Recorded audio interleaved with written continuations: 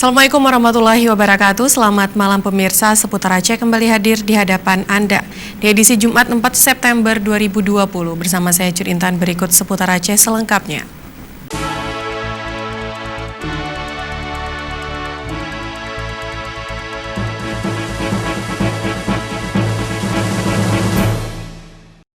Pemirsa, dalam 2 hari terakhir dihebohkan dengan video viral bayi yang baru lahir dikuburkan hidup-hidup oleh ibu kandungnya yang baru saja dilahirkan.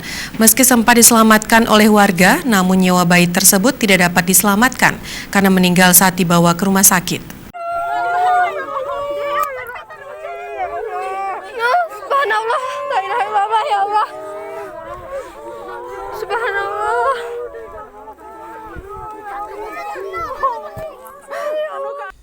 Seorang ibu berinisial SM, 36 tahun, warga Pegasing, Aceh Tengah, tega menguburkan bayinya hidup-hidup beberapa saat setelah ia lahirkan. SM melahirkan bayi berjenis kelamin laki-laki di rumahnya sendiri tanpa bantuan bidan secara normal.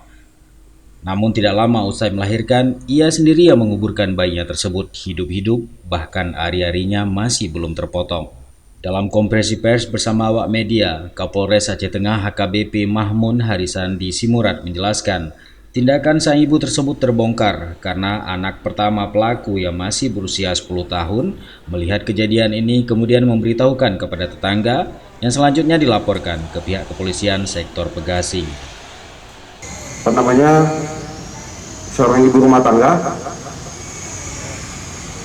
yang juga masih berstatus istri, suaminya juga masih ada, sedang menjalani hukuman kasus narkoba di Aceh Tenggara. Ini adalah merupakan hasil hubungan gelapnya. Kapolres menambahkan bahwa bayi laki-laki malang saat dikuburkan masih hidup, serta usai dikorek oleh warga dari tanah, kondisi bayi masih memiliki denyut, namun meninggal dunia dalam perjalanan ke rumah sakit. Hal itu dilakukan SM karena bayi tersebut diduga hasil hubungan gelap bersama lelaki bukan suaminya.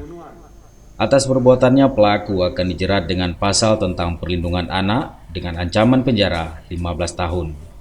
Dari Aceh Tengah, Tim Liputan Aceh TV melaporkan.